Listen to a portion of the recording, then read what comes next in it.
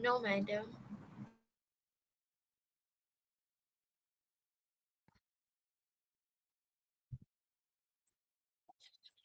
Thanks, Aisha. Okay, can you hear me now? Yes. Right. Thank you so much. Okay, so let's get started for today. For those of you whose friends are still on the way, please ask them to on the way as soon as possible. And also while you are listening to the lecture, you can also put in your attendance for today.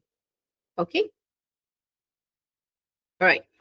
So from last week, we covered chapter 1 last week.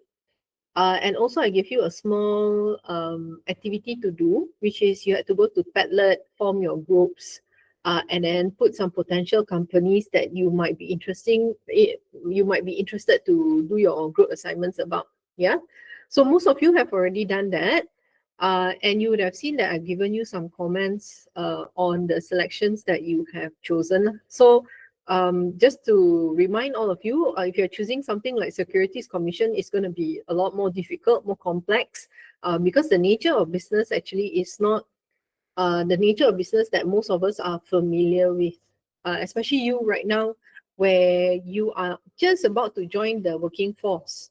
So the ones that you will be more familiar with will be the consumer brands. That means these are things that you buy like PDI, like Zeus Coffee, like Decathlon and so on. Those are the brands that you're more familiar with because you've lived your life through the fact that you get to see what are all the promotions that they do. And it's also very easy for you to go back and trace to see, oh, 1 year actually they run how many promotions, how many times they change their flavor, what are the typical discounts that they actually put in place, and you can also guess what are their target markets. So any company that you choose that has got a lot of information out there that you can source, it's going to be a lot easier for you to do. And the companies that are rarer, for example, TNB is going to be a bit rarer because, by the way, TNB is close to a monopoly. So if it's difficult for you to source the information, then maybe just go in a different direction. Okay. So if you all understand me, please give me a thumbs up. Okay. Thank you, Anis. Nadira, you raise your hand. Do you have a question? No, I didn't, but I can't. It's okay. All right. Tak apa. No problem. Okay, so today we're going to go into chapter 2. Chapter 2 is more a chapter about strategic planning and the strategy side of things. Okay, you would have seen that I've already published the notes or the slides inside uh, Google Classroom. And I'd just like to remind all of you that you're supposed to get the ebook, right? You're supposed to get the ebook because the ebook and the platform, one will give you the ebook you can read in detail. And then the platform will actually give you some exercises that you can do to prepare you for the test later on. Okay, so now let's get into chapter 2. So chapter 2 talks about marketing planning and also management. Right? So there are a couple of things we're going to do today. And first, we're going to try to envision a business organization and how they might parcel off their business.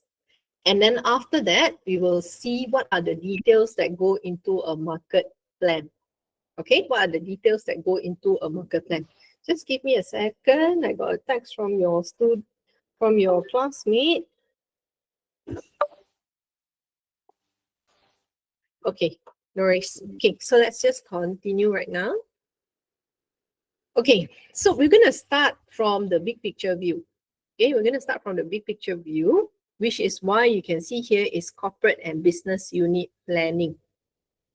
So you imagine that we are talking about an organization like Disney.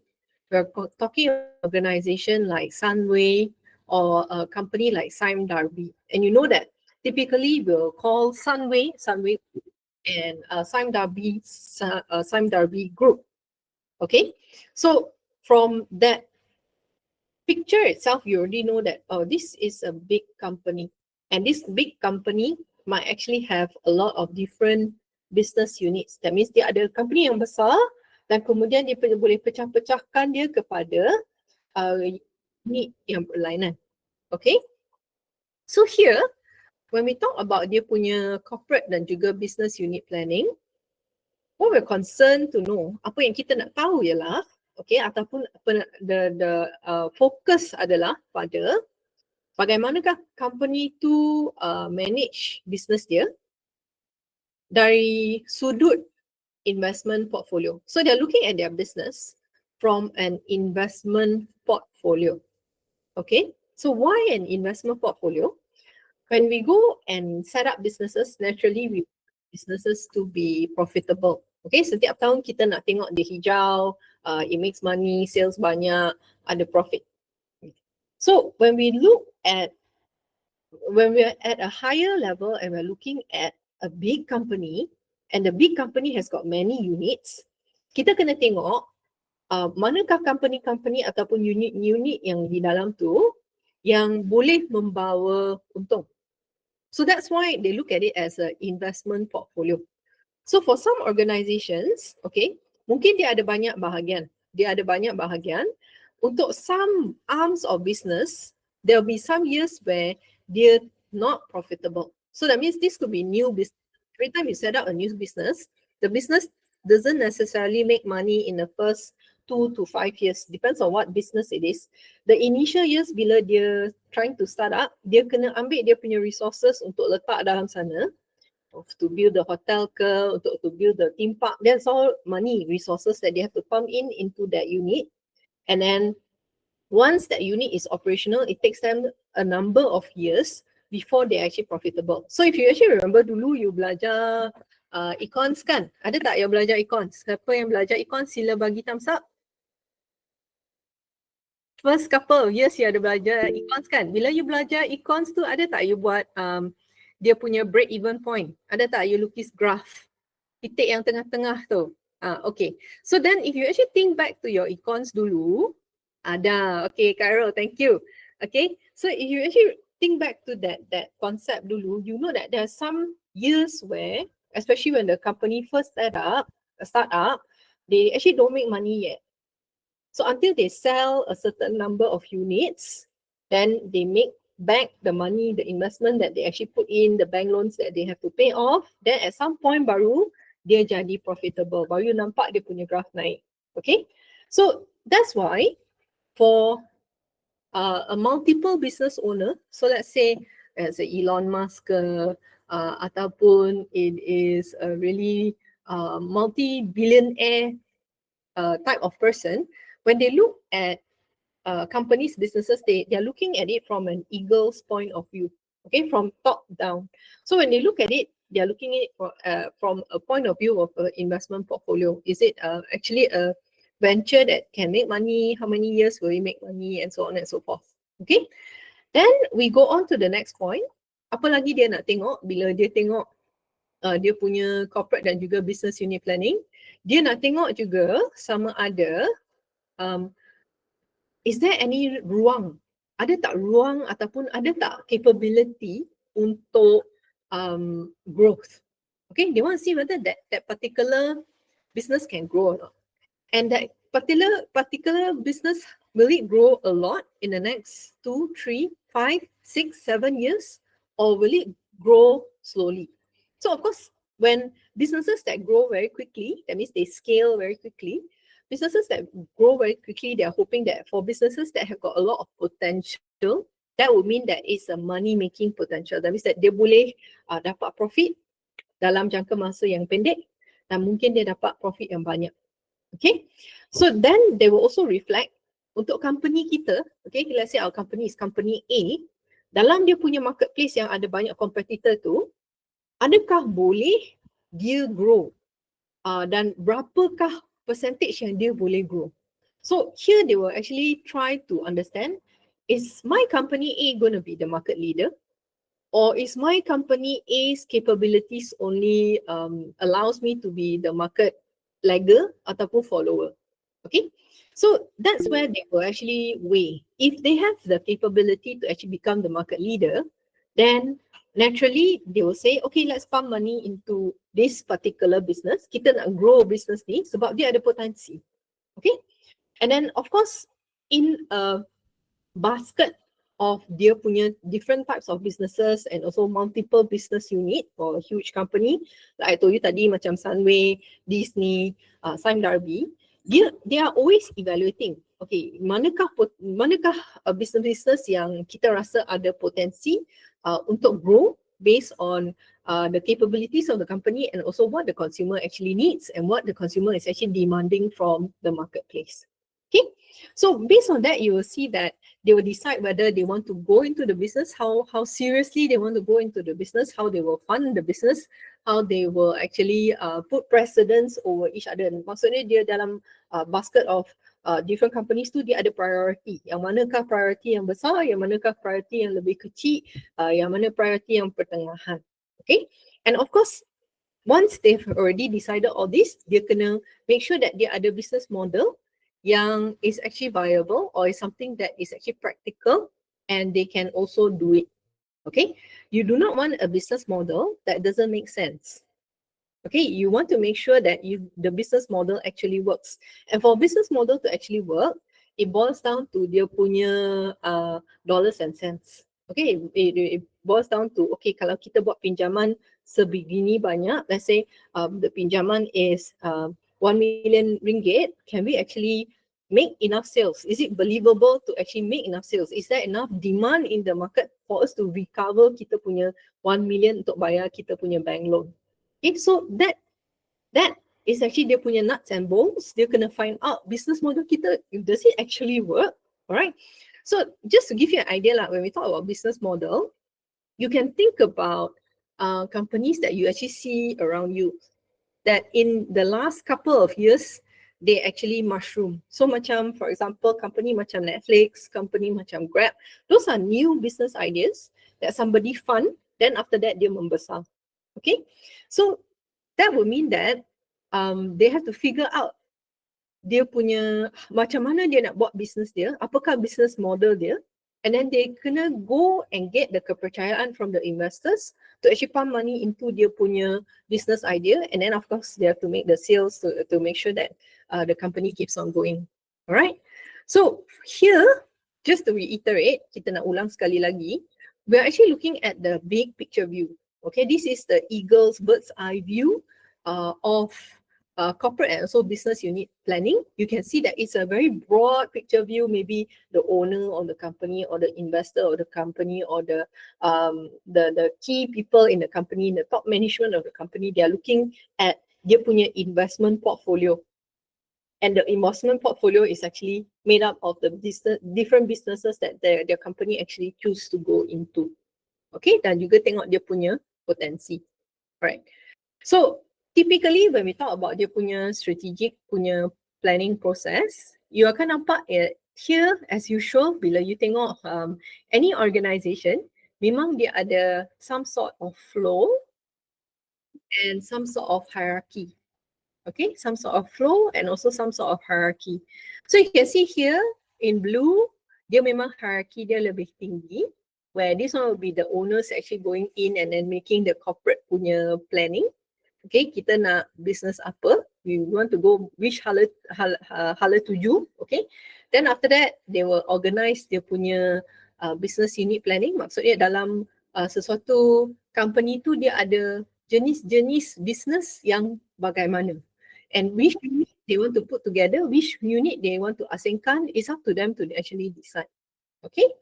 Then selepas dia dah ada, okay, dia punya unit-unit yang berbeza. For example, dia ada theme park, then satu lagi dia ada news, satu lagi dia ada, for example, movies, satu lagi dia ada streaming. Then baru for each of it, dia boleh go and make dia punya offering punya planning. For example, kalau theme park, okay, theme park punya offering ialah you boleh masuk, you boleh play the rides at a certain price point. Okay, so like I said earlier, it's hierarchical, okay, and it's broad picture to a narrower picture. Okay, so typically this is how we understand strategic planning within an organization. We acknowledge that there is at the top level, they actually discuss about different things, and the decisions that are made at the top level actually filters down to the lower levels. Okay. Okay. Now let's go to dia punya planning activities. Let's go into the planning activities, yeah? Right. So for the planning activities, you will see that there are 4 key planning activities. Okay. And in these 4 key planning activities, you can see that okay, apa dia kena buat ialah, or what the organisation biasanya akan buat ialah, they will come up with dia punya corporate mission. Then they will spend quite a lot of times building the corporate culture. They will establish dia punya strategic business units dan juga dia akan assign resources. Okay. So before we go into that, let's look at what would be an example of a corporate mission. So I know most of you, as you are browsing websites and looking at companies and being a consumer, I know most of you know what a mission is, right? So if you know what a mission is, can you go to the chat and say, I know? Go to the chat and type in, I know what a mission is, or just type in, I know. If you know what a mission is, just type in, I know. I know. Right? Dua saja ke? There should be more. 1, 2, 3, 4, 5, 6. Okay, so I'm very confident you'll know. Okay, based on, you know, just you living your life as a consumer in Malaysia, you would have seen government departments that have a mission statement, businesses that have a mission statement or a mission, NGOs that have a mission. So you would have come into contact with this this statement that is a very short statement. Is usually a few sentences long. Okay, and a mission is a very very normal thing that you will see in the world. In any organization, you will see that they will actually go out and they come up with their missions themselves. And the purpose of a mission is actually to express what is the company's core purpose. And usually when they come up with a mission, they are hoping to provide some sort of direction, some sort of sense of purpose. Okay, so it might seem very like macam benda yang remeh. It might seem like benda yang remeh because it's only a few sentences, and then you look at it for a few minutes and then you go on with your own life sort of thing. But imagine if you have a company and your company has got 1,500 employees around the world, or your company has got 2,000 employees around United States, for example, like Disney, then you actually do need this type of little details, this type of little statements to actually very clearly communicate what the organization does, right? And you will see that when you look at these statements typically try very succinctly, that means very, very tepat. They want to communicate things like dia punya goals, dia punya values, okay, who they want to serve, who are their key customers, and usually they take a long-term view. It's not a short-term view, like for example, 2 years, 5 years, or 10 years. That's considered short-term view. We're talking about a long-term view, more than 10 years, more than 20 years. So they try to envision what sector of business they're in, who they are, and then try to communicate that.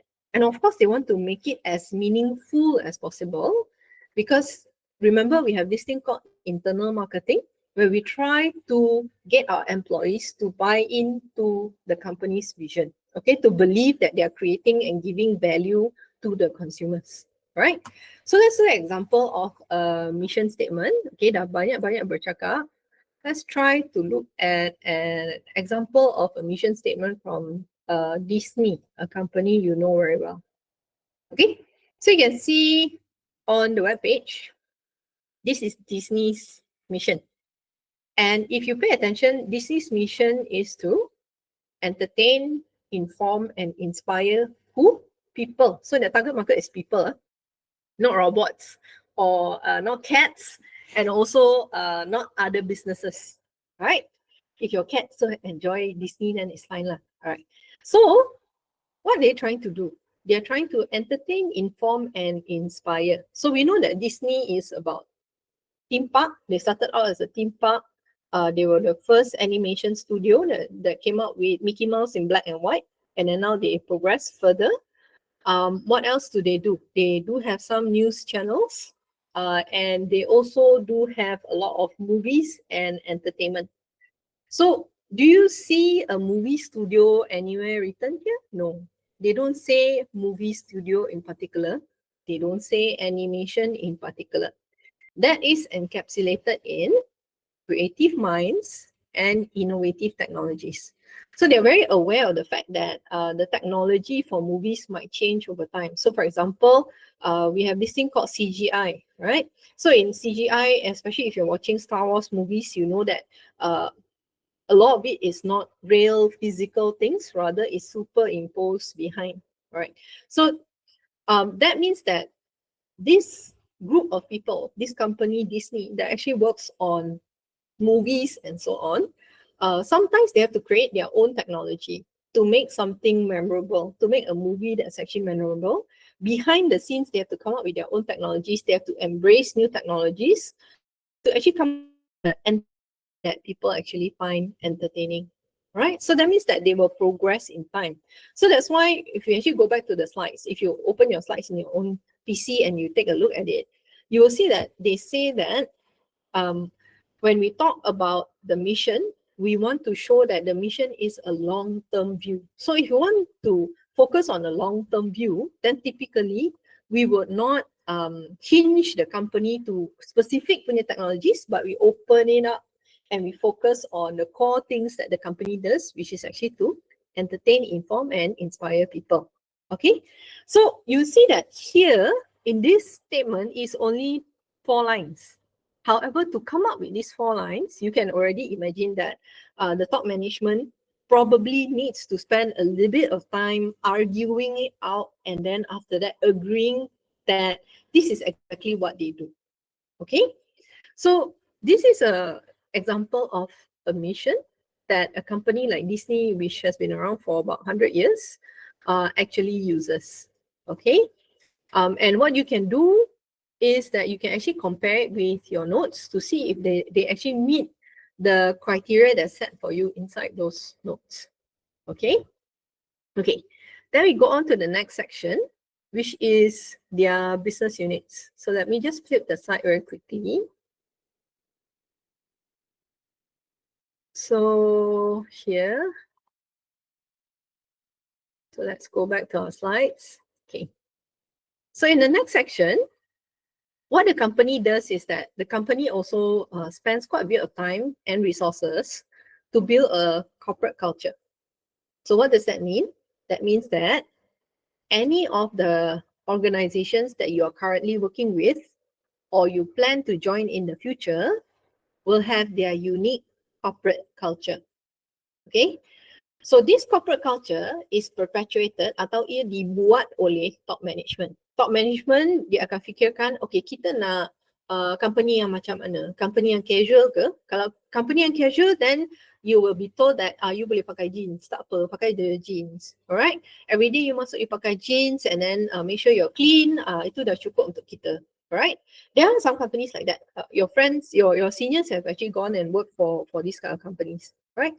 Then there are also some companies yang dia kata, oh tak boleh, you tak boleh pakai jeans. So you can imagine that maybe a company that's very service oriented, macam for example dekat hotel, ataupun kerja dekat restaurant, ataupun a chain of restaurants, ataupun Hard Rock Cafe punya service staff, dia tak boleh pakai jeans. Like obviously you cannot wear jeans, you have some sort of uniform that you have to wear to indicate that you are the service staff. So it's very easy for the customers to actually identify you, and the clothing actually helps to inspire confidence. All right.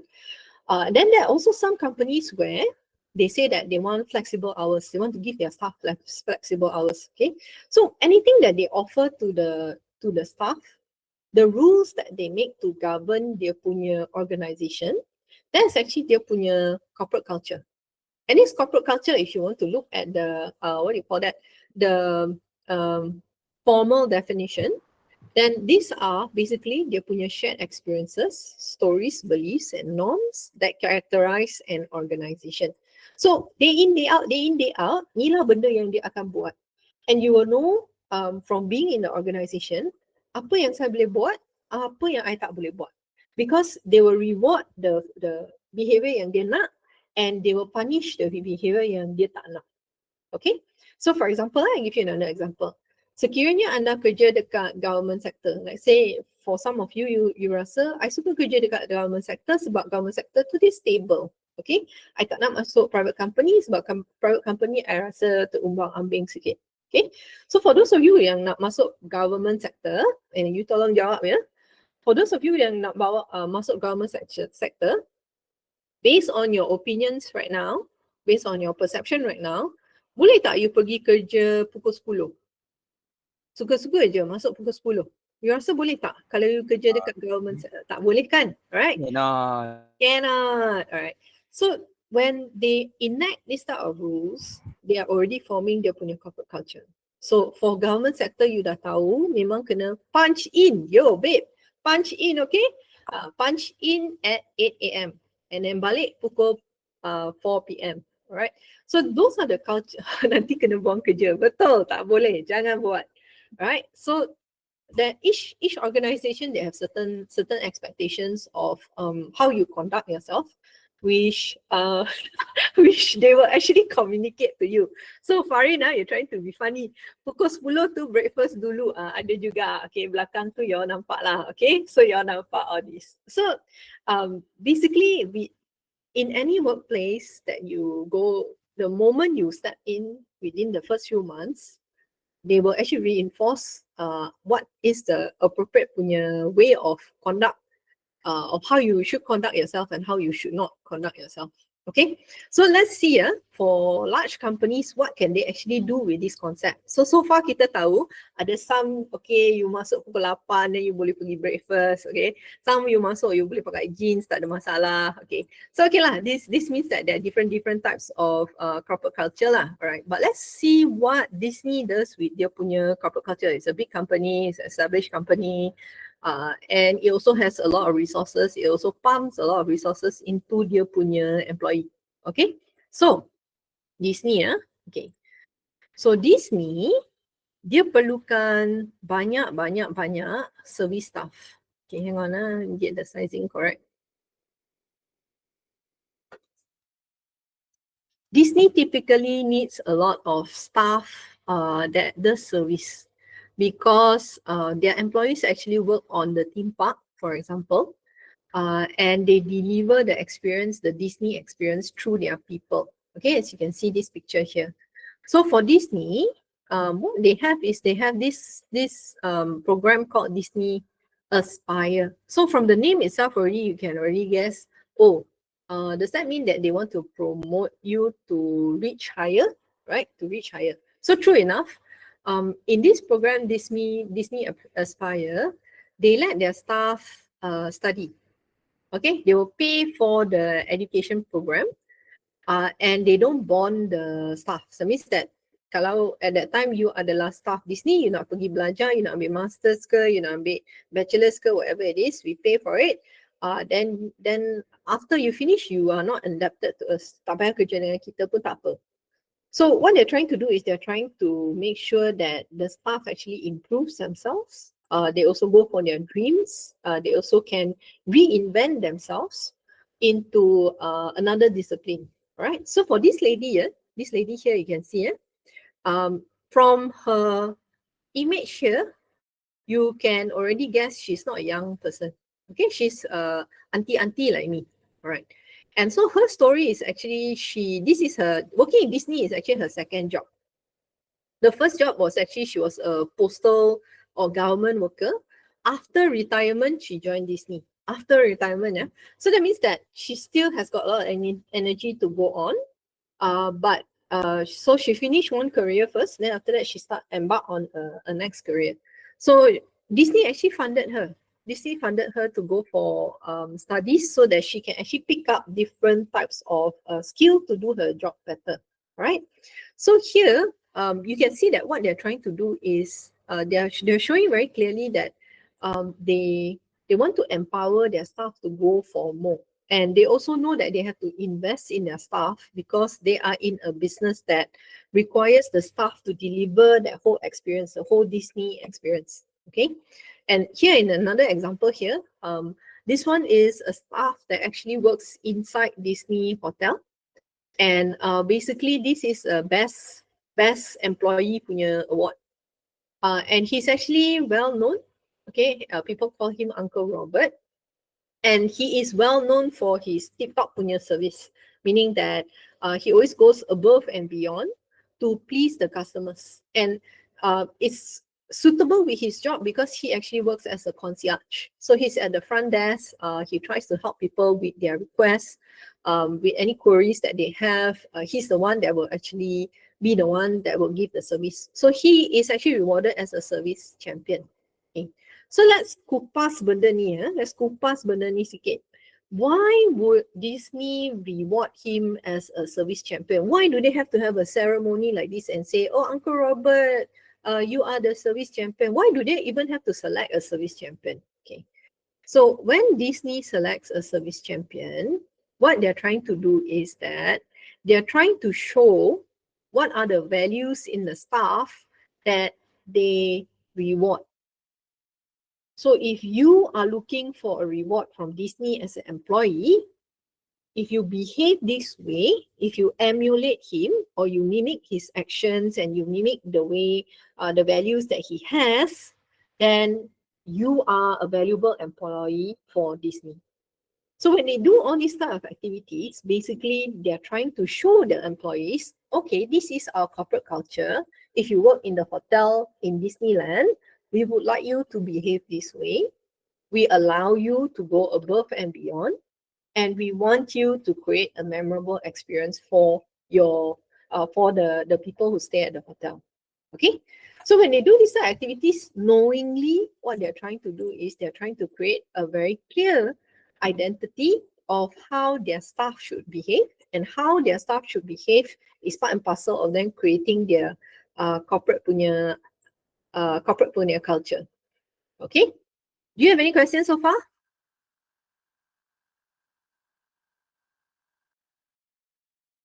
Silence means no questions. Okay, all right. So if there are no questions, let's carry on. Okay, then we go into dia punya strategic business units. So I told you tadi, when owners of businesses look at dia punya basket of investment, they can actually parcel it out into business units. That means within Sime Darby, they have different businesses, business arms within Sime Darby punya group. Within Disney, they also have different business arms within their punya group. Okay, so that different businesses is known as their punya strategic business unit. And here, of course, when they group their punya business unit, it has to make sense. Okay, that's why it's known as strategic. It has to make sense to what is it that they want to achieve.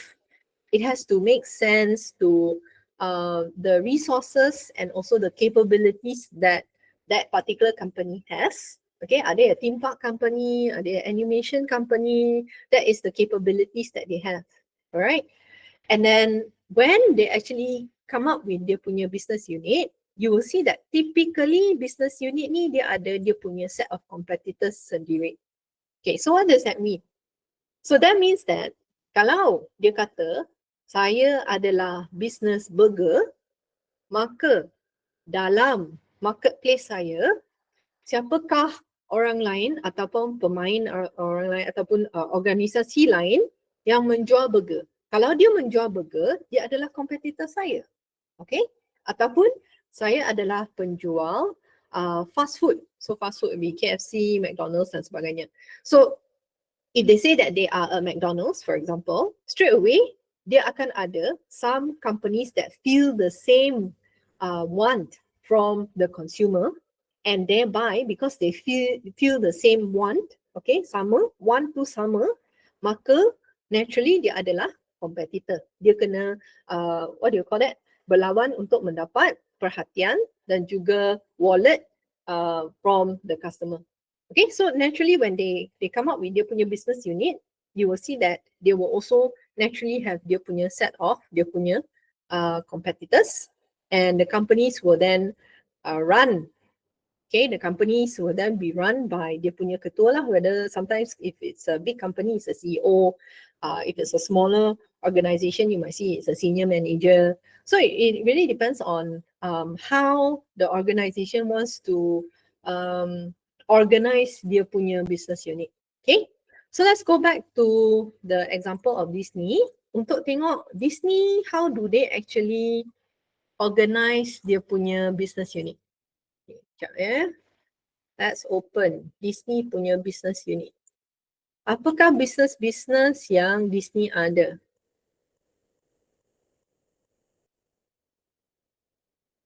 Okay, so Disney has got a lot of businesses. You can see dia ada Walt Disney Studio, Walt Disney Animation Studio. They have Pixar, they have Marvel, Lucasfilm, Disney Theatrical Company, 20th Century Studios, Searchlight, 20th Television, ABC, so the news. Then Disney branded television, Freeform, FX, Hulu, National Geographic, and so on and so forth.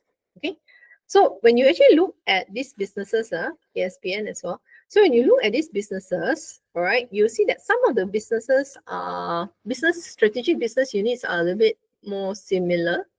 For example, Walt Disney Animation Studio dengan Pixar, they are a little bit more similar lah because they deal with animation. Although you can know from the animations that they produce, it's actually for different target market. Okay, Pixar punya is a lot of times adults can watch this animation. Walt Disney perhaps is more for their key characters like Mickey Mouse, Goofy, and so on. These are their legacy punya characters, which are aimed more for children. Okay, target market you can see is very clearly children, not so much adults. Okay, so let me just check. How many of you still watch Mickey Mouse cartoons? Do you still watch Mickey Mouse and Goofy cartoons? Ada ke? Kalau ada, silalah angkat tangan.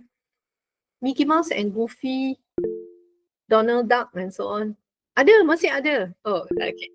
Sometimes when you're with your younger sibling, maybe lah. Or if you are channel surfing, maybe also lah. So some of you still enjoy, some of you don't enjoy anymore. So that's where they can draw their target market lah from the majority of people who would actually tune into their punya program. So you can see the excitement that comes from children, younger children lah, maybe your younger sibling. Dia akan kata Saturday pukul 9 ke ataupun pagi-pagi tu masa cuti sekolah tu pukul 8 dia dah already duduk depan TV untuk tengok dia punya kartun dan sebagainya. So naturally you can see the interest is actually there. Alright. So these are the strategic punya business units. And for Disney, they are somewhat similar when you know that they are in the entertainment business. However, there are also some companies that are not so similar. So let's look at one that dia punya strategic business units berlainan. Okay, the businesses that they have are quite different punya. Okay, so this is Sunway Group. Okay, and within Sunway Group, kalau you tengok dia punya our businesses, you will see that dia punya variety dan range dia sangat besar, right? You have the real estates, construction, education, okay, healthcare, more hospitality, leisure, at least this one tiga still got kaitan sikit, digital, finance, alright, finance side, investment services, building materials, trading, and also quarry. So you can nampak dia, you boleh nampak that dia is quite, dia punya variety tu is quite besar. For example, education dengan construction apa kaitan? Tak ada kaitan langsung, right? Tak ada kaitan langsung. Okay, so my point is that it's up to the organisation how they want to arrange these businesses. Okay, macam mana dia bezakan satu unit daripada unit yang lain, satu company daripada company yang lain, it's up to them. So it really depends on dia punya top management punya direction yang diberi oleh top management. And as most of you already know, dia boleh tukar-tukar. Okay, if it no longer serves dia punya purpose, dia boleh merge ataupun dia boleh tutup ataupun dia boleh come up with new things. So for example, dekat sini kita nampak digital kan. Obviously digital is a more current punya type of business, okay, where dia memang kena keep up to business trends, dia ada digital. And for Sunway, maybe the older, more historical type of business that they were in is actually real estate. Real estate dengan construction, okay, which they still maintain until today. Okay, so the point here is that the strategic business units is actually created by dia punya top management, owners, dia punya board. They will actually discuss and then they will see what direction they actually want to go in. And then dia akan tubuhkan dia punya strategic business units daripada sana. Okay. So I nampak from the slides that some of you ambil businesses yang dia already sangat tertumpu, and then some of you ada yang dia banyak business. Okay. So let's see.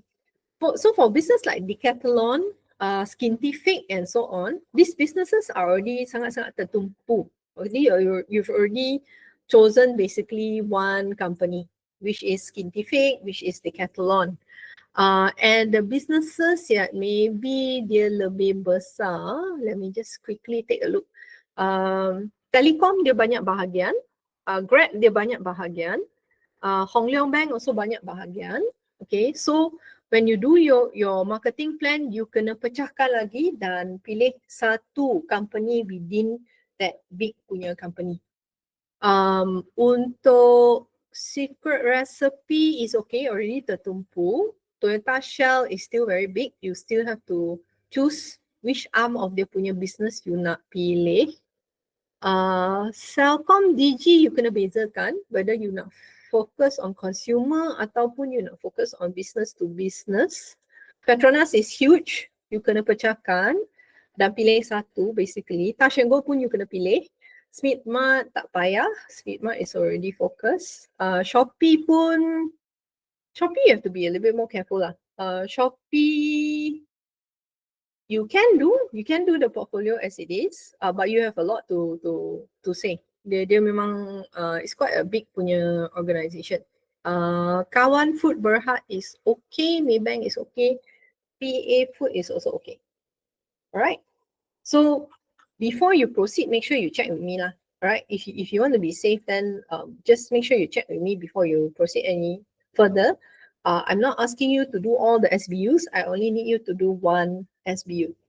Alright. Is that clear? If that is clear, please give me a thumbs up. If that's not clear, give me a thumbs down. Okay, Hazim, you ada soalan ke ataupun terangkat tangan? Terangkat tangan. Okay, alright. Okay, alright. So we have understanding for everyone. That's good. Let's proceed further. Okay, so like you saw tadi, Disney has got a portfolio that has many similar punya businesses. And comparatively to Sunway, Sunway has got a more diversified portfolio, anything from construction all the way to medicine to education. All right. So there's no hard and fast rule. It really is the business, what the business wants to do, how they want to move forward, how they want to stay relevant in an ever-changing marketplace. All right. Okay. So what do they do when they already have strategic business units? And why do they have strategic business units? Okay. So it's not possible for a leader of a company to manage everything. Definitely not. So they have to parcel out that responsibility to people who have experience within that sector. Okay, so for example, the owner of Sunway, you cannot expect that he is good at everything, that he knows all the businesses. Rather, he will depend on hiring the right CEOs for his strategic business units to help to manage those sectors. So typically when they choose someone, they will choose somebody who already has extensive experience or transferable skills that can help them manage the entire organization. Okay, And the reason why they have to break it down into strategic units like that is because you can see here, as I mentioned earlier, they can choose to actually, they want to grow the business, they want to harvest the business, or they want to hold business. Okay, so growing the business would mean that they start from a startup, and then each year they continue to grow. But growing and growth doesn't last forever. Okay, growing and growth doesn't last forever. It's not until infinity dia boleh membesar, tak ada. Okay, so at some point mungkin business dia akan lapuk.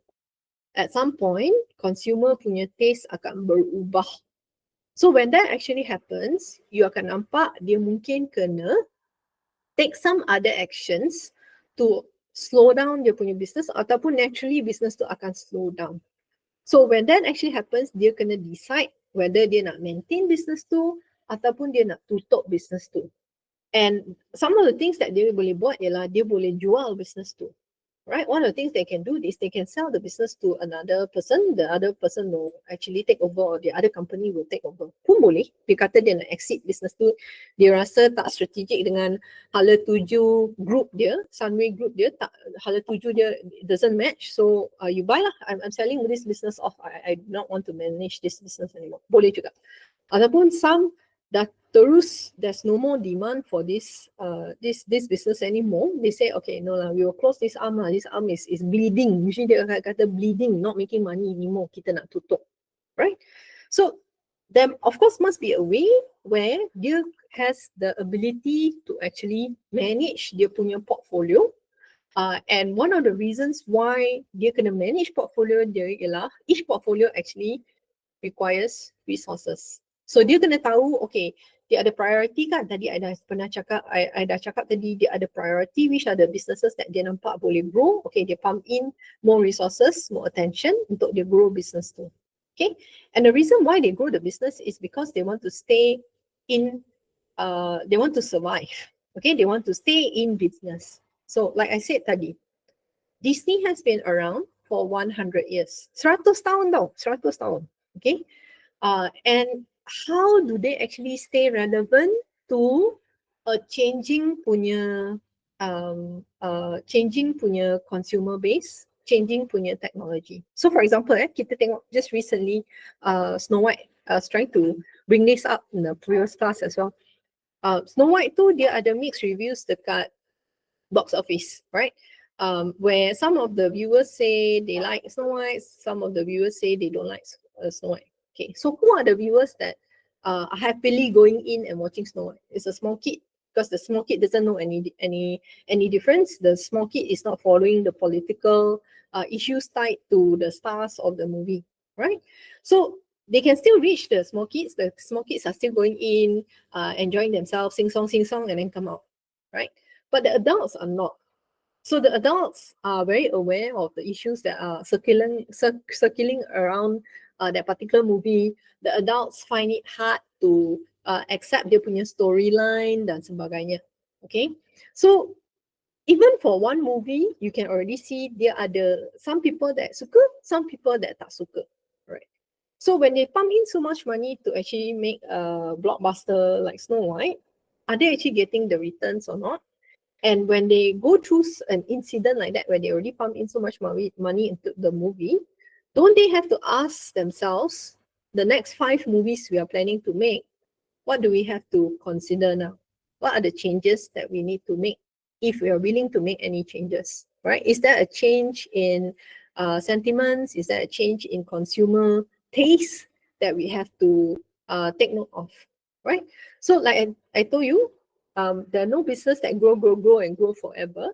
Rather, it is more the managing of business units, of seeing which one takes priority, where to pump in their punya resources, and then which one will actually get them the returns that will help the company continue into another decade, and so on and so on and so on. Okay? Okay. So once they've figured out already what are the strategic business units that they have, that particular strategic business unit now has to figure out what is their market offering. So for all of you here, you know that market offering is something that you've heard so many times that right now you're going, I know what this is, right? So most of you are going, kita tahu lah apa tu, madam kita dah tahu, kita dah expert, alright? So good, you already know that when you talk about market offerings, what we're trying to do is we're trying to identify what is the suitable product or service that we want to offer to the consumer, right? And to do that, we need to have some sort of strategy. We need to choose who is our target market, and we need to choose how we want to position the product that we're selling. Okay, and then we need to go into the tactics ataupun dia punya marketing mix to make sure that we have all the activities that will make sure that that brand comes to life, that kita boleh jual benda tu. Okay, and you know very well at this point of your studies, bukan senang untuk menjual. Menjual tu tak semestinya senang. Buat marketing promotional punya activity tak semestinya kena. Meaning you can do the activity, you can pay the influencer, doesn't necessarily mean that people will actually buy. People actually buy. Okay, so we know that as people who are about to practice marketing, it's not as easy as it seems, right? It's not as easy as it seems. Okay, so let's just give a thought to this picture that you see here, reflection. Okay, you can see here that dalam gambar ni, semua ni adalah produk craft, right? And semua ni adalah cheese based punya produk. Okay, semua ada cheese. However, when we look at these products, we know that these products are actually made for different target markets. Betul tak? Okay, if you don't agree, please go to the chat section and type in, "No, madam, I don't agree." Think about it carefully. When you look at these products, they are all for different target market. Okay, if you don't agree, please type, "No, madam, I don't agree." Okay, while you are thinking about it, what could be the possible target markets that actually buy these items? I will address Daniel's question. Okay, so Daniel says, does the priority based on profit or other? Okay, so the priority for the mixed basket that I told you about is based on a couple of things. Profit is a big one because if you don't make profit, slowly, your company will bankrupt. Okay, what enables a company to put in investment for research and development, to set up new businesses, to take risks, is still monetary resources. Dia perlu ada duit. Okay, duit tu dia boleh pinjam bank, ataupun they can go and pitch to investor supaya investor bagi duit untuk masuk kepada company dia. Ataupun for a company like Disney, it could be that dia pandai jaga duit dia over the period of years that they are in operation. That means that they get money, they take the money, they don't spend all the money, they put some of the money into investment, they put some of the money aside, and they are very astute. Maksudnya dia fokus untuk membuat pilihan yang tepat supaya company dia boleh continue untuk untung. Okay? So that's one. So profit is a big one. The other one ialah dia punya capabilities. That means dia kena reflect balik pada company dia. Dia ada skill apa? Right? Adakah skill dia ialah, for example untuk Disney. So Disney has always been the cutting edge animation studio. They are the first one to actually create the black and white punya animation menggunakan Mickey Mouse to actually move around. So to create products, you kena ada skill tau.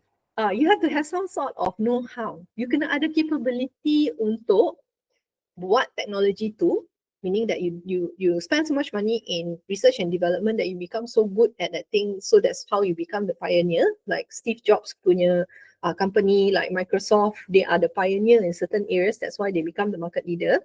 Okay, ataupun you beli teknologi tu. So beli teknologi pun kena ada duit, right? You need to have money to actually circulate within your company if you actually want to become the leader inside a certain field, right?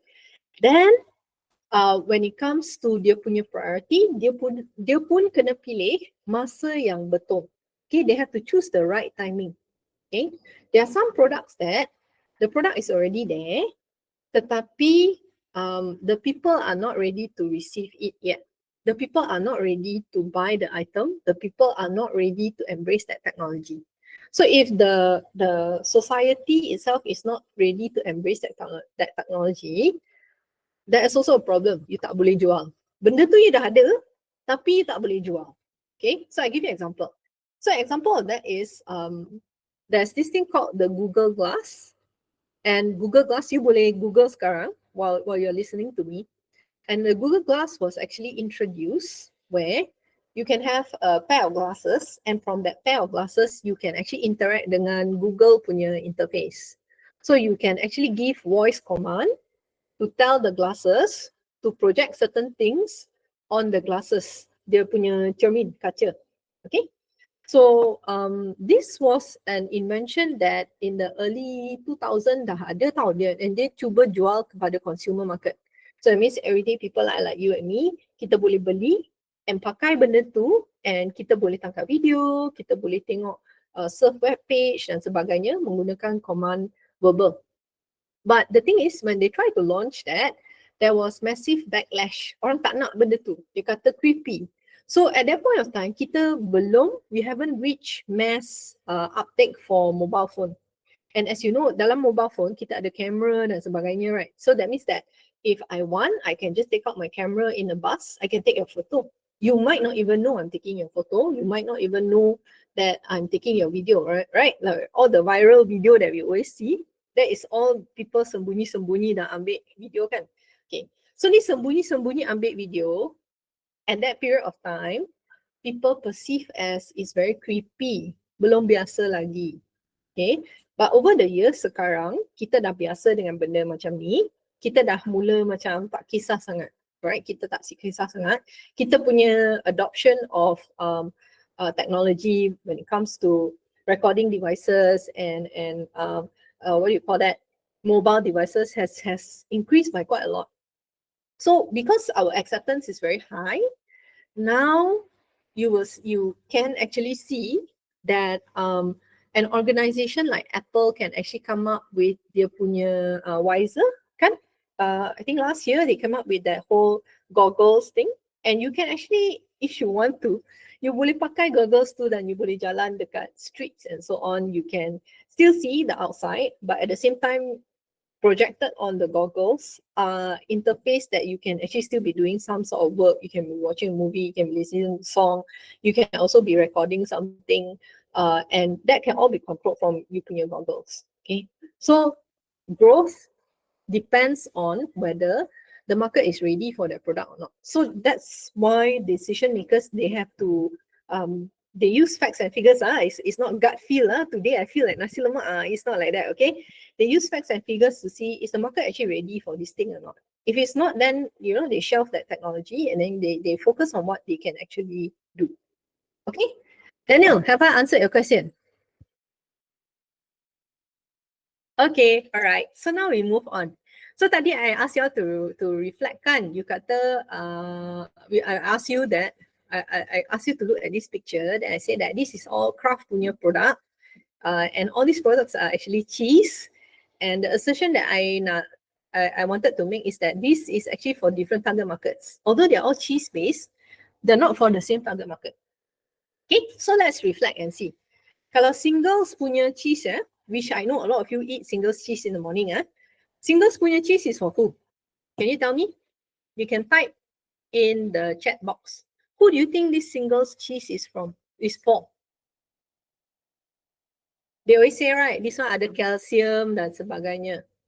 Farihin, bukan untuk chef. Mohon maaf, ini bukan untuk chef. Chef ada more expensive punya cheeses that they have. Family, Fatin, good family. Kenapa family? There is one target market that need to build bones and have a lot of calcium, which is why you see the advertisement says 1 slice of cheese is equivalent to 1 glass of milk. Betul tak? Ada tak pernah you all tengok? Okay, Faris, good, household. Right. So who is the target market for this one? Memang untuk family, so parents akan beli untuk siapa? Kids. Good, Azim. Yeah. So you know that children, kids, you are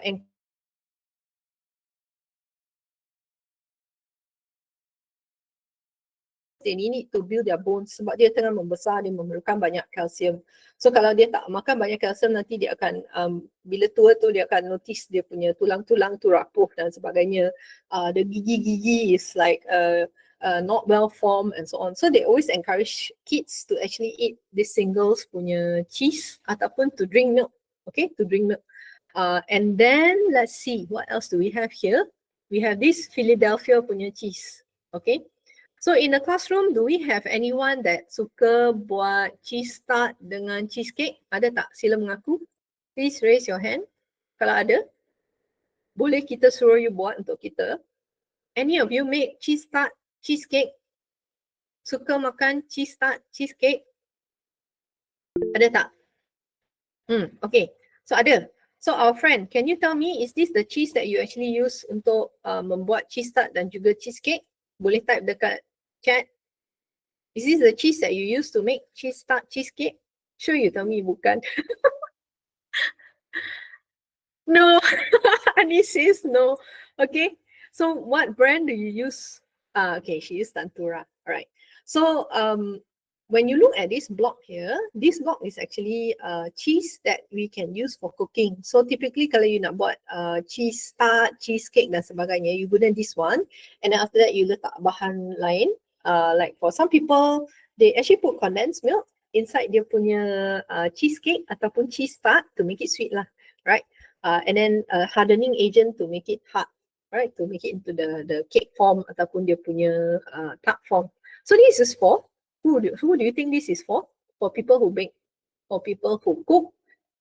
We are looking at working adult punya target market for someone like Anis. Maybe your mother introduced you to Tantura, or you introduce your mother to Tantura, but the takeaway here is that somebody is paying for it, and then from there you can actually make your tart and you can make your, what do you call it, cheesecake and so on. Okay, so you can see all craft project.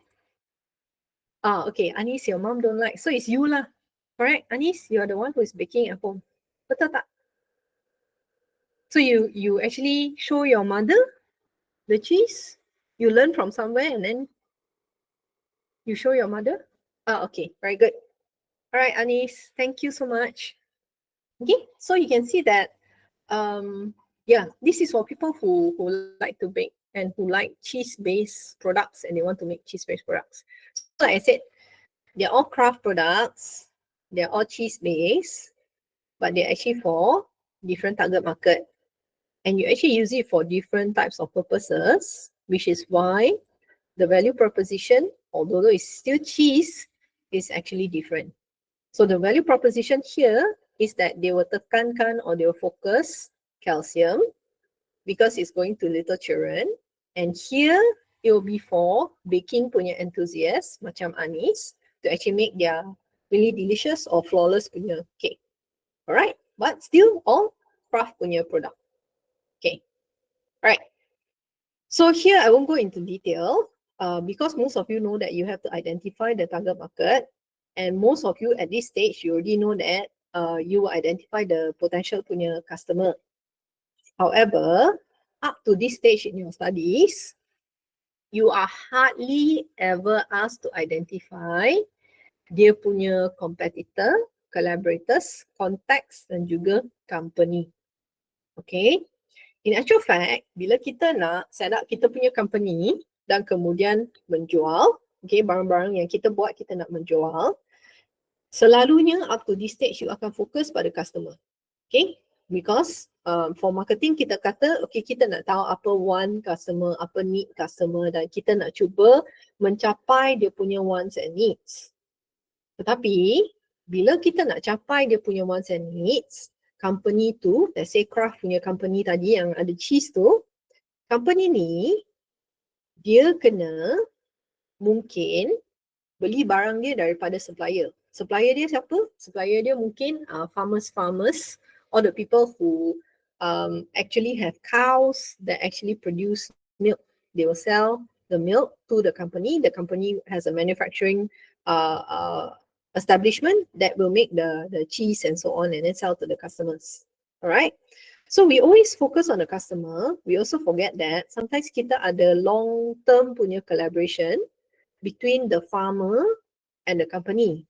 Sebab kalau farmer tu for any reasons macam virus ke, penyakit ke, cannot produce susu, maka company ni tak boleh produce cheese dan tak boleh produce cheese based punya produk. Finally, customer tak dapat makan cheese. Okay, they don't get the item. So the larger picture here, okay, the larger picture here or the context that they function in, the sector that they function in is that they are in the dairy industry and Kraft as a company makes cheese out of milk. And so the relationship is actually a long-term relationship.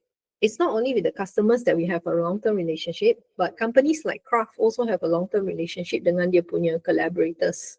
So as long as the collaborators can function, the collaborators can give them the quality of products that they need, then this company can actually function. Okay? And within the context itself, we also hardly ever look at the competitors. Okay? We hardly ever consider. For us, competitor ialah this is somebody we compete with. Okay, so what all the actions that the company does, we want to make sure that the company actually is able to overcome their punya competitors punya market offering. So they want to make a better and better market offering. Okay. However, here we are asked to consider very carefully all these parties because all these parties actually make up their punya marketplace, and at any one time you will see that the customers actually has access to competitors. Dia tak nak beli Kraft one, they can go and buy Tantura tadi. Okay, boleh je, dia boleh pilih je competitor mana-mana sahaja. So here what is actually important is that we have to make sure that we think carefully about who we want to serve as a company, who are the collaborators that we work with to actually create value for the customers.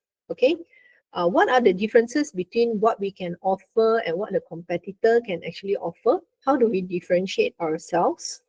Okay, and then you can see the context is basically the environment in which the company actually operates in. Okay, some of us operate in New Zealand because there are a lot of dairy cows. Some of us actually operate in Malaysia, where the dairy cows, some of them are actually in Perak. So if you've heard of the company Farm Fresh, they actually start from scratch. Yeah? The owners start from scratch, actually learn the dairy industry, and then after that, dia menternak lembu. Then after that, they set up their punya company to actually produce milk dekat Perak, right? Okay, so we'll skip and go here.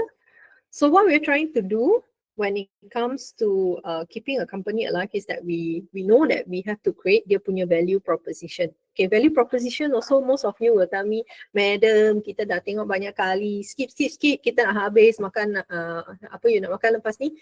Pisang goreng. Okay, let's say you nak pergi makan pisang goreng lepas ini, ataupun you nak mengejar Netflix. Okay, you nak mengejar Netflix after this. Okay, I understand.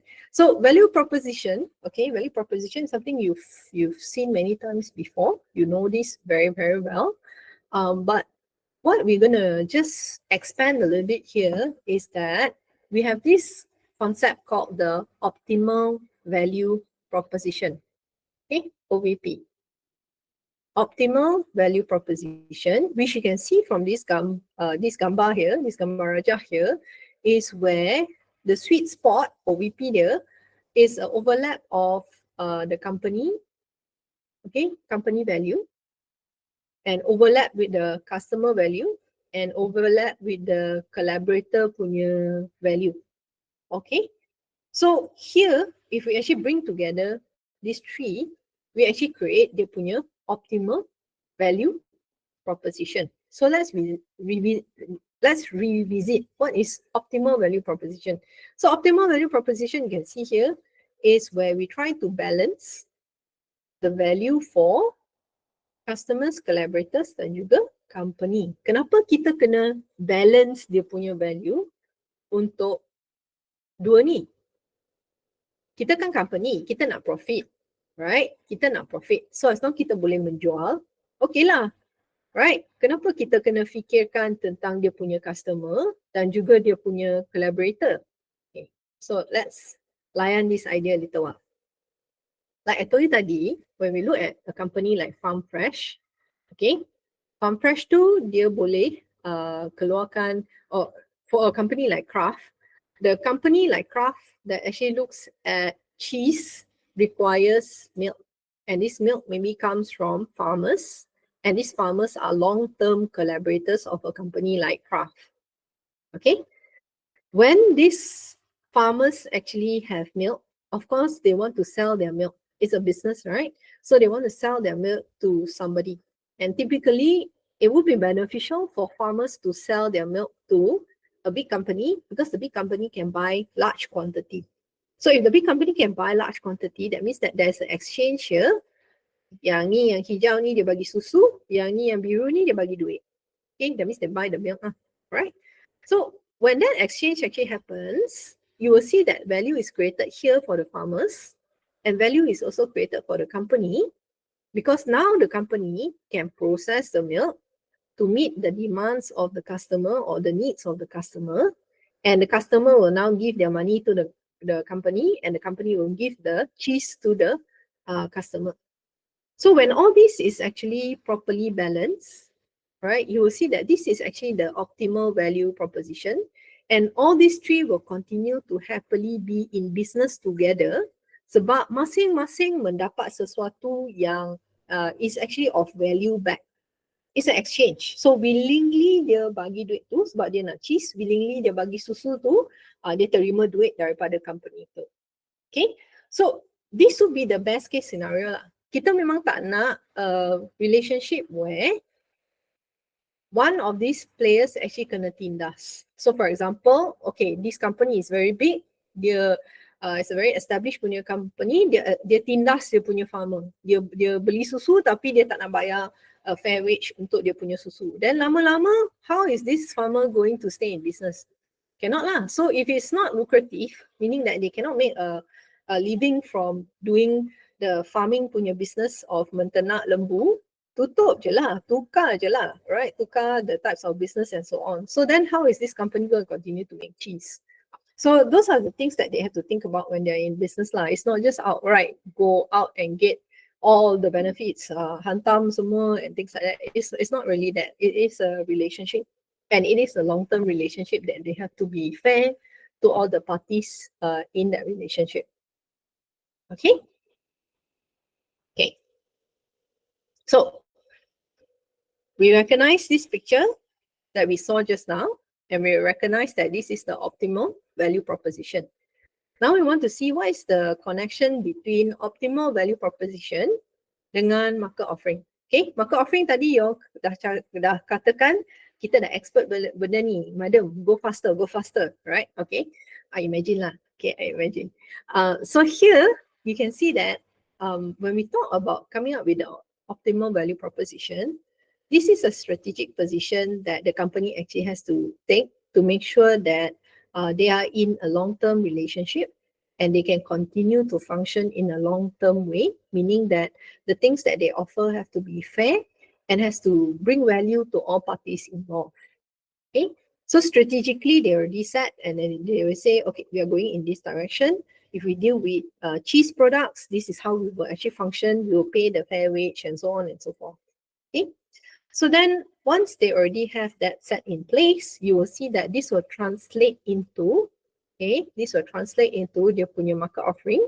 And the market offering tadi, if you actually remember, is part of their punya tactics. And tactics would mean that these are the day-to-day activities that they have to do to make sure that the customer base actually knows what they're selling and also continues to support their punya brand. Okay, so you will see that if you actually look carefully at this product, service, brand, this is actually an encapsulation ataupun it is a rumusan of 4 P's. Tak lain tak bukan, this is actually the 4 P's. Okay, distribution, product, service, brand, price, communication. This is all the 4 P's, right? So these are things that on a day-to-day basis we do to make sure that the business is actually able to continuously sell to dia punya target market, alright? Okay, now we are going into the marketing plan, which is actually summarized by the G-stick approach. And the G-stick approach actually stands for goal, strategy, tactics, implementation, and control. Okay, G-stick, right? So in this G-stick approach, what this means is that when we want to come up with a marketing plan, and essentially a marketing plan is an action plan, benda yang kita kena buat sebab tu kita buat planning, right? That means that the organisation first have to set dia punya goal. Okay, typically marketing plan is for 1 year. Okay, typically a marketing plan is for 1 year. But for planning purposes, they can actually set different periods of time. So they can set planning for 3 years, planning for 5 years, planning for 10 years. So there can be short-term planning, there can be long-term planning. Okay, specifically for marketing plan, it is 1 year. And what's expected inside a marketing plan? Inside a marketing plan, we must specify what is the goal in that 1 year for the marketing department, what they're trying to achieve. Okay, so here they will specify their punya goal. So mungkin they will say something like, okay, we want to increase sales for specific product A by 1%, for example, for this financial year. Then once they have the goal, they can go ahead and match dia punya strategy. So dia match dia punya strategi, dia kena kata, okay, kita nak select dia punya target market siapa, kita nak menjual kepada siapa, and then apa kita nak offer. What is the value proposition that we actually want to give?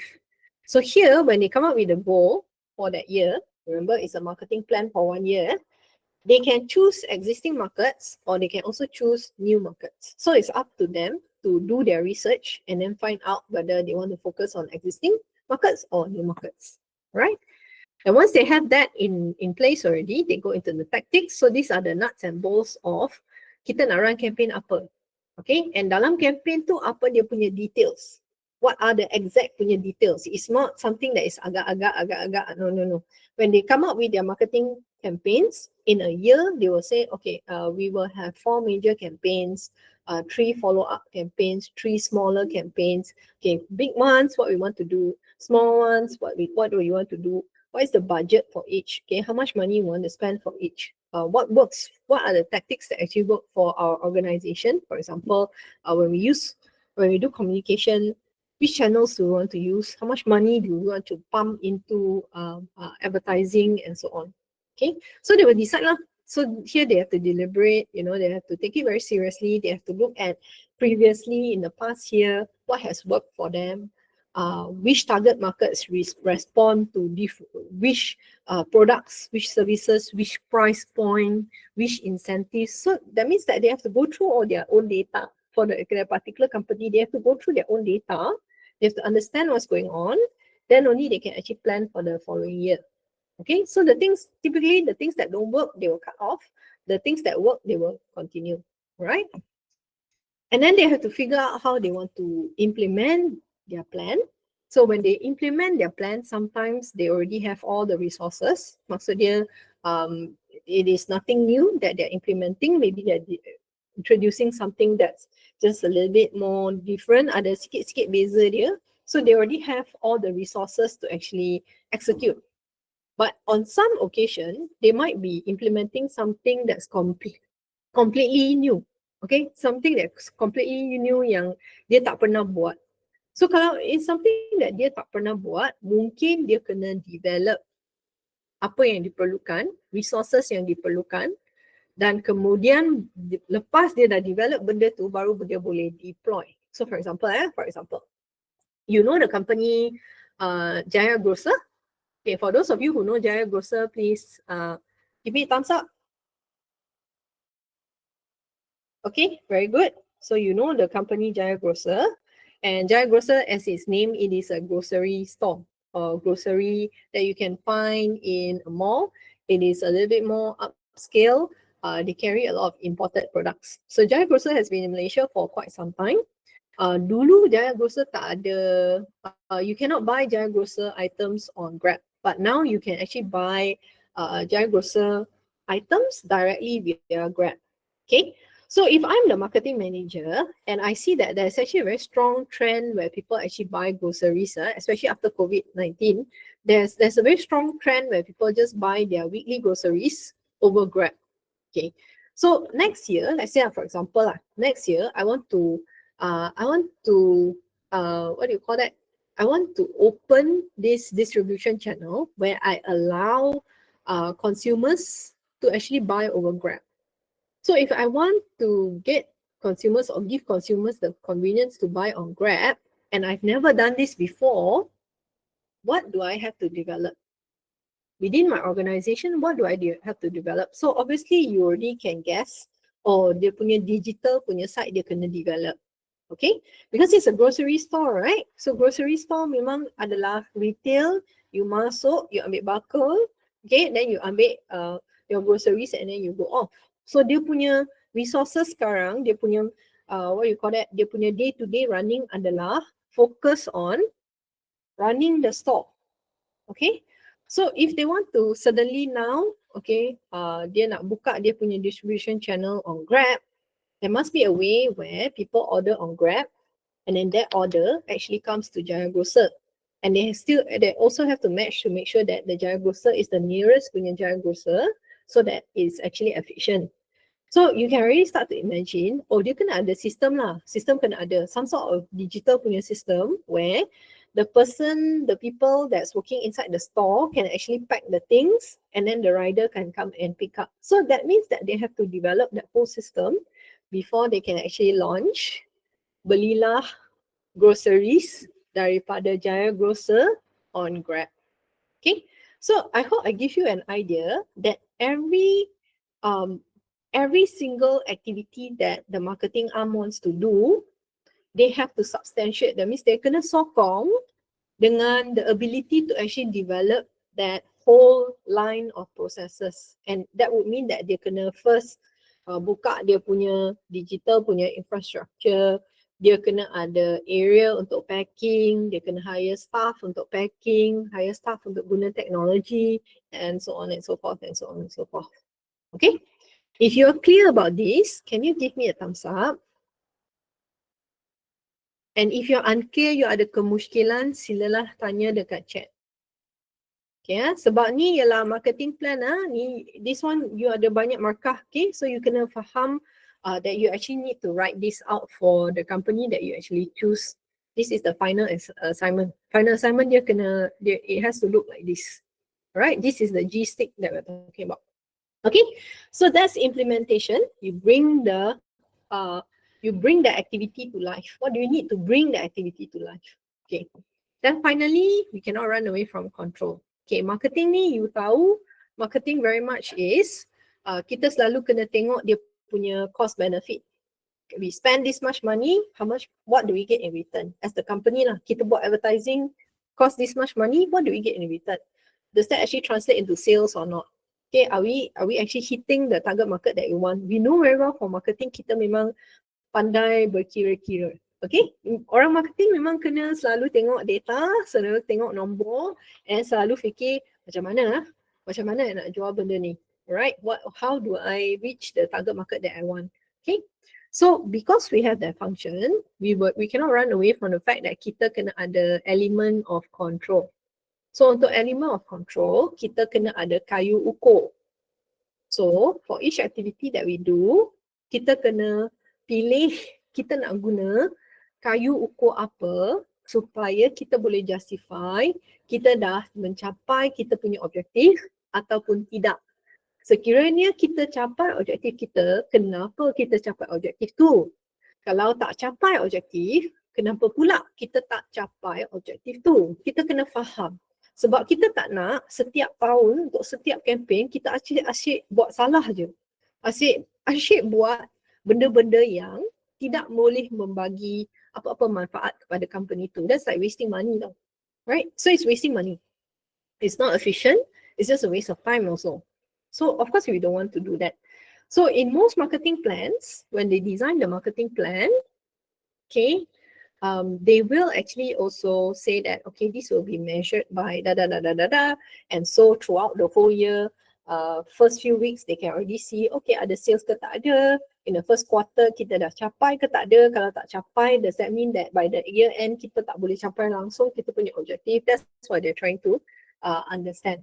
Okay, so you can see here, it is basically a means to monitor dia punya goal punya progress. Alright. Okay, so let's cover a bit more about dia punya goal. Okay, goal ni actually this one you need to go to the book. Within the book actually specifies, inside your textbook, it actually specifies how to write the goal, the specific way in which it is suitable for you to write a goal for marketing planning purposes. Okay, typically in a goal, you will see that there are two types of goal. One is a monetary goal, one is a strategic goal. So monetary goal will be like something I already told you tadi, where dia ada mention of how many percentage they want to grow and for what purpose. So for example, increase 1% of sales in the next year. And usually they are the timeline, right? For strategic goals, you will see that they can actually focus on certain things like dia punya brand, dia punya consumer punya awareness of dia punya brand, consumer punya satisfaction pun boleh, alright? And so they can choose different aspects of their punya business where they can then formulate appropriate goals. And the thing about goals is that goals need to be realistic. Okay, goals need to be realistic. You tak boleh suka-suka goreng goals that actually don't make sense. Goals must make sense. If the goal is simply goreng, then the goal is actually not well written. Okay, the goal is actually not well written. So for this particular section, please put a star on your notes. For those of you taking notes, please make sure you go to the ebook. You're supposed to access as a group, right? And make sure you look carefully at how a goal is actually written. Okay.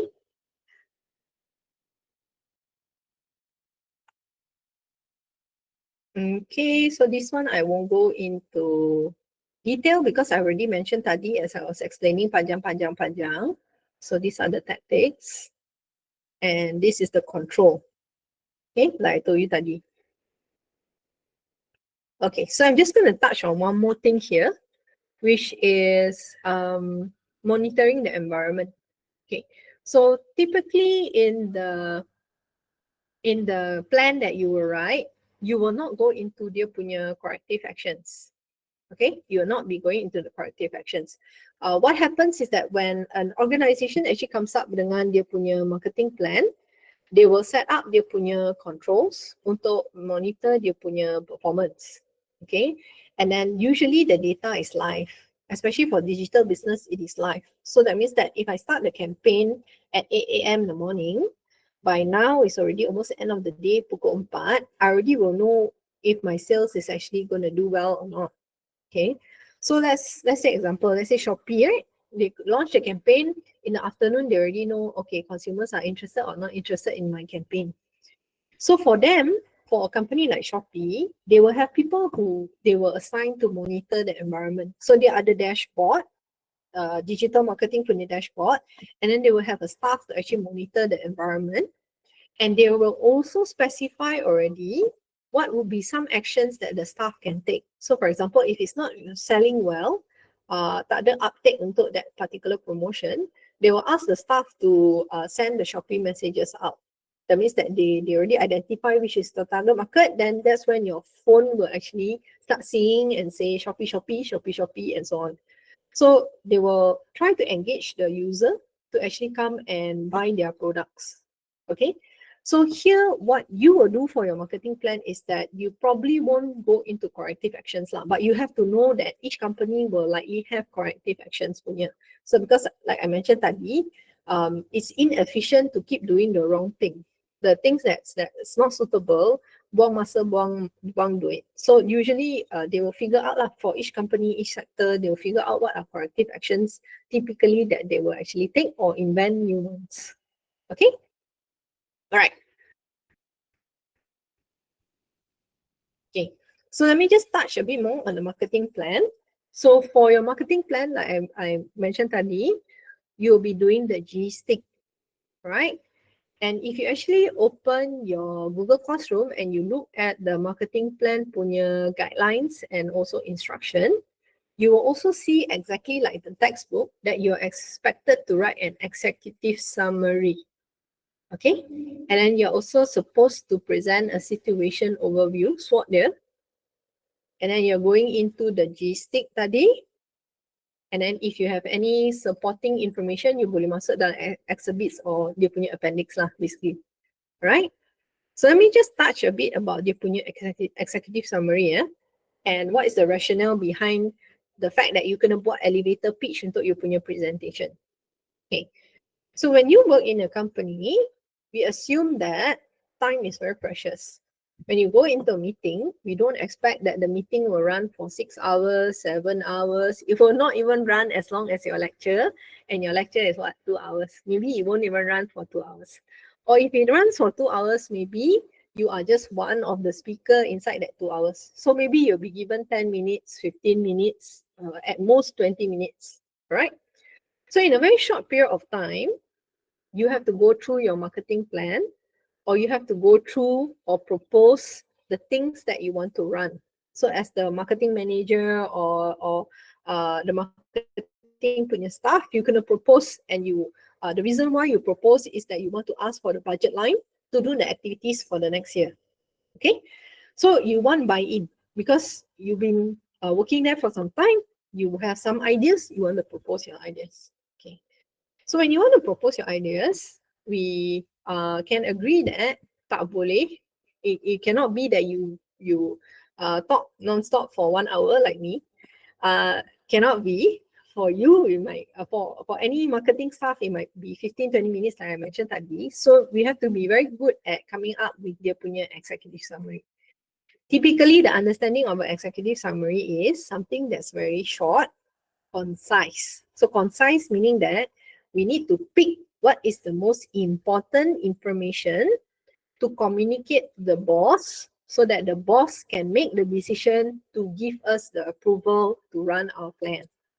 Okay, so when we do that, and we do that verbally, we can have the report, the marketing plan as a written punya report, which we give to the senior person. But typically, a lot of it will be pitched.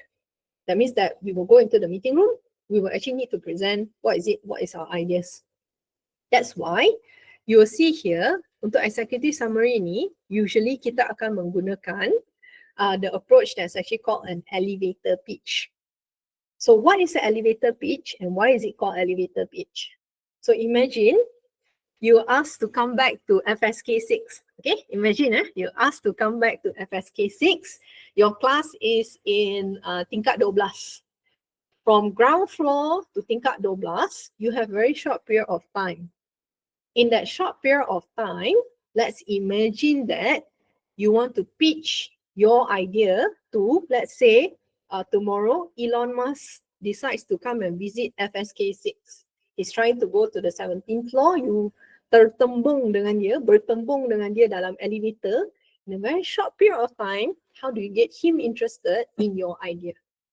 So that is how you can understand why they call it an elevator pitch, because you have a very short period of time to make a impression on the mind of the person that you want to convince. That's why it's an elevator pitch. So if you want to convince somebody, you want to get somebody's attention, naturally you will go to the most important things. The most important things, the key things, the key facts that you need to present to basically get the attention of the decision maker. So that's why in the executive summary, you need to make sure that the information that's actually put inside here is information that is to the point and gives whoever is the reader a very clear picture of what is it that you're proposing without wasting any time. Okay? If this is understandable, please give me a thumbs up. If it's not understandable, please give me a thumbs down. Okay, boleh ya? Okay, excellent. All right. So for the marketing plan, you can see that a lot of it is actually already in chapter 2. So you need to read chapter 2 and then you can start thinking about how you want to approach your group assignment later on. Okay.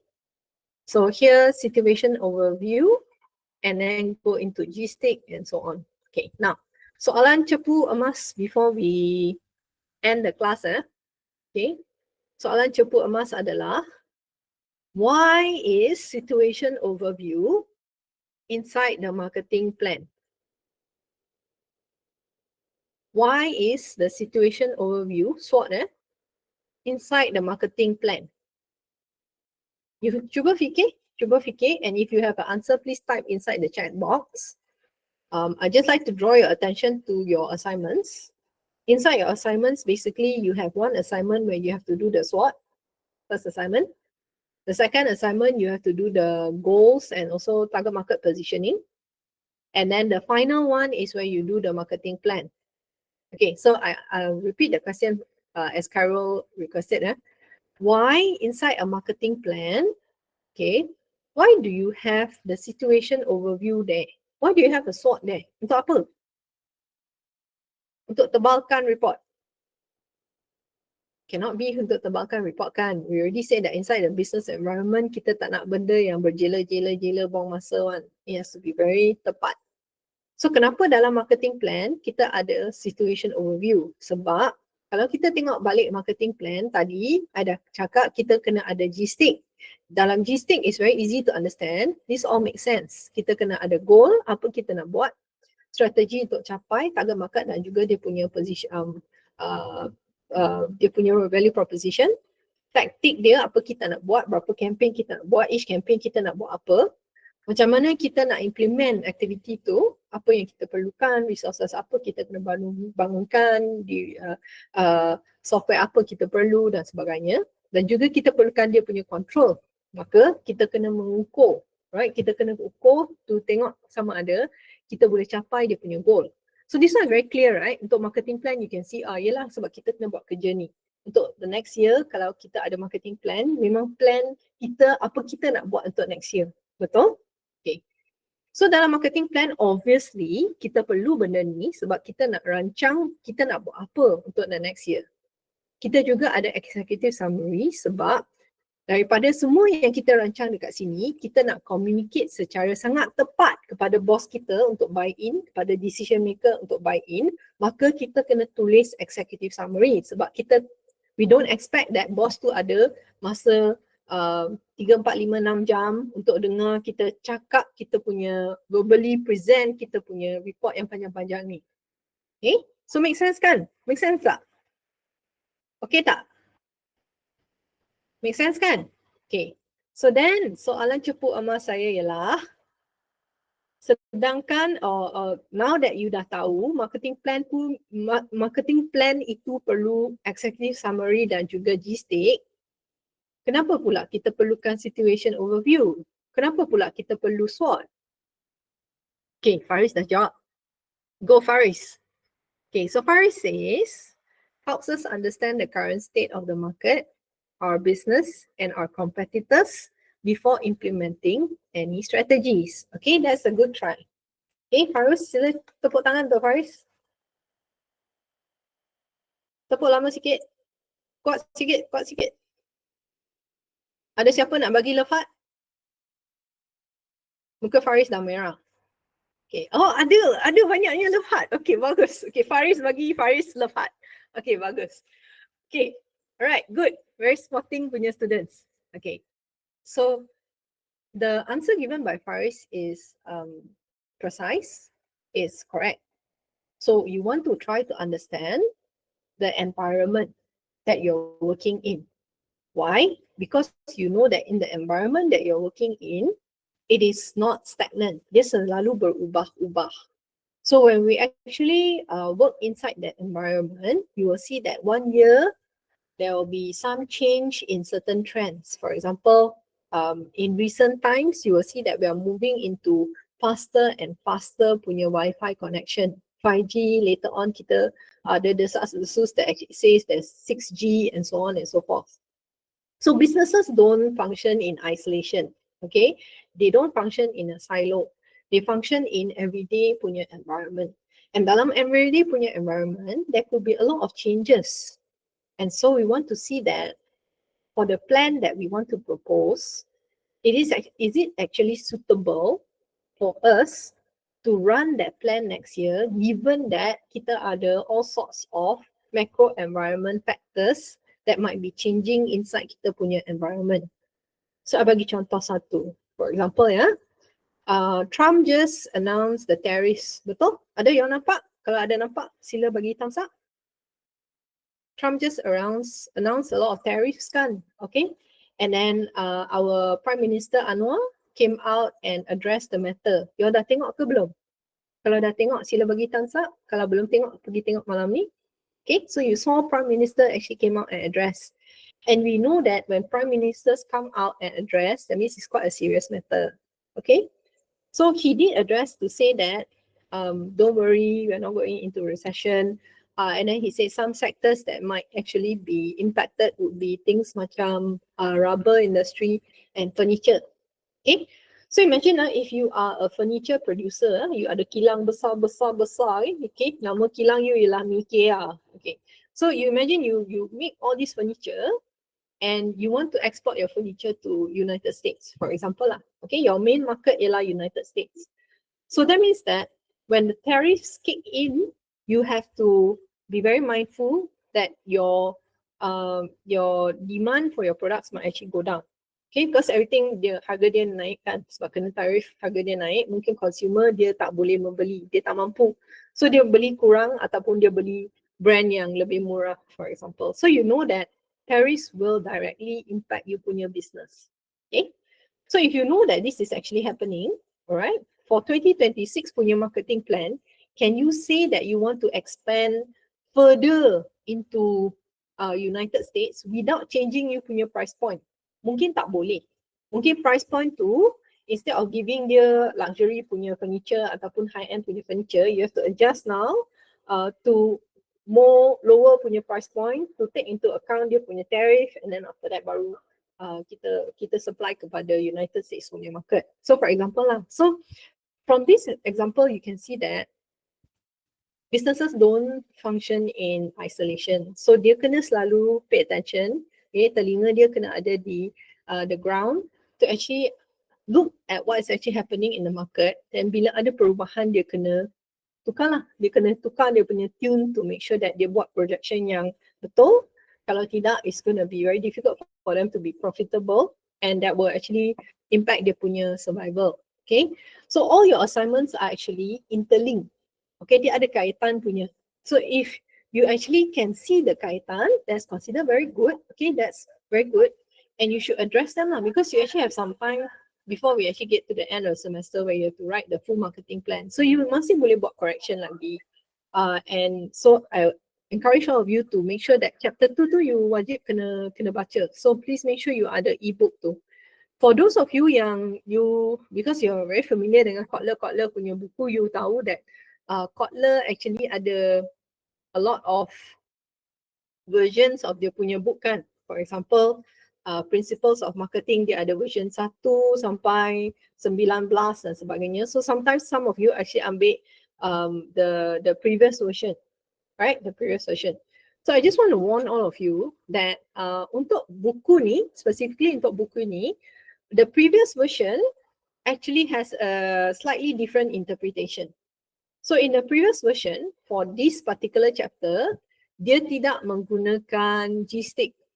Okay, dia tidak menggunakan Gstick ya. Dia tidak menggunakan Gstick. So if you actually go to the version before this yang tak ada Cenef punya nama, you will not find Gstick there. So if you don't find Gstick there, I just worry that you might end up doing the wrong thing.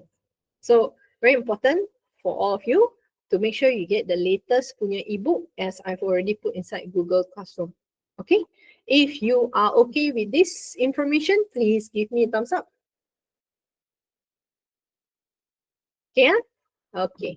So you're not sure, or you can always ask lah in the classroom, or you can also text in the chat group if you're not sure or terlepas. Okay, okay. Now the final part. Oof, the final part, the final part. Okay, so in this final part of the slides, you will see that we have this thing called updating the marketing plan. Okay, updating the marketing plan, and also conducting a marketing audit. Okay, so as business students, you know that audit is a very normal thing. There are a lot of companies that actually do audit, and different departments actually get audited. So audits are not only for financial purposes. Audits can also be for processes. Audits can also be done for websites, for apps, and so on. And what they're trying to do in the audit is that they're trying to see if there are any mistakes or there are also any wrongdoings or not. Typically, or audit, the point of an audit is trying to make sure that processes become more efficient.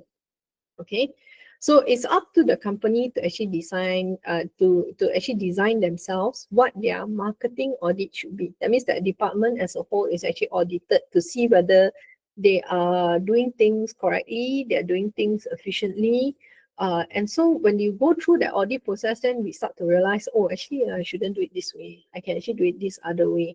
So going through that process actually helps us rethink, okay, rethink what is actually going on in our department, which typically most people will say audits ni buang masa sajalah, menyusahkan lah, benci lah, and all these other things. But in actual fact, it's an exercise to make us rethink whether we are doing things in an optimal manner or not.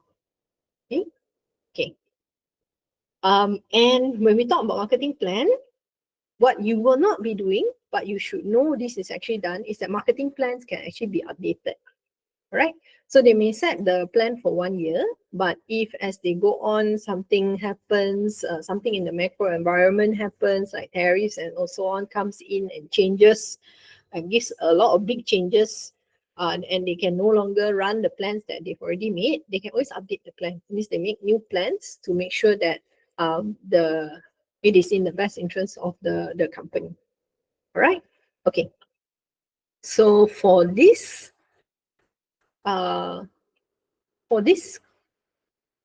slide, okay, for these slides, we've actually reached the end, right? We've reached the end today, which is chapter 2. And I hope most of you have gotten an idea of what a marketing plan actually is, and what is the final assignment that you actually need to do.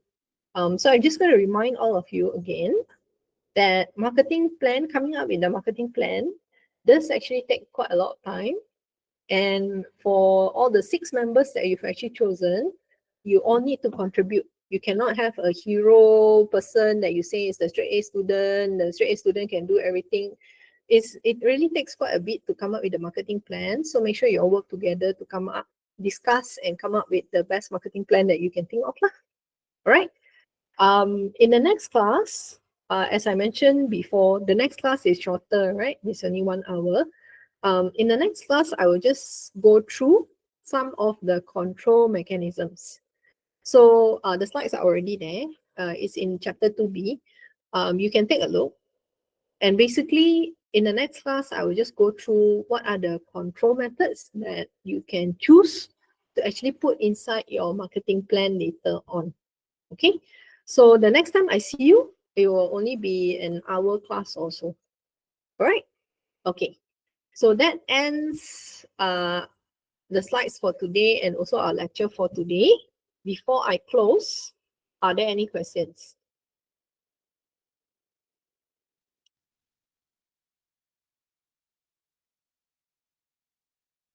Okay, no questions, thumbs up. Okay, so if there are no questions, then I will see you later this week for the short class. We'll talk about control. Okay, take care. Bye. Oh, Daniel, so buku tu, the earlier you buy is easier lah. See you, Carol. The earlier you buy is easier because there's a lot of content dalam buku tu. You boleh take your time to churn sikit. Sebab kalau you tunggu sampai the end, so in the end tu you kena pecut. And mungkin you akan rasa overwhelmed. But I leave it to you. Ultimately, it's up to you. Bila you as a group you nak beli buku tu. Is that okay, Daniel? Bye, Farihin. Daniel, okay ke? Okay, all right. Thank you, madam. All right, Thank see you, you. madam. Thank you, madam. Thank you, madam. Thank you. No Thank you, worries, madam. bye. Thank you, Bye-bye. madam.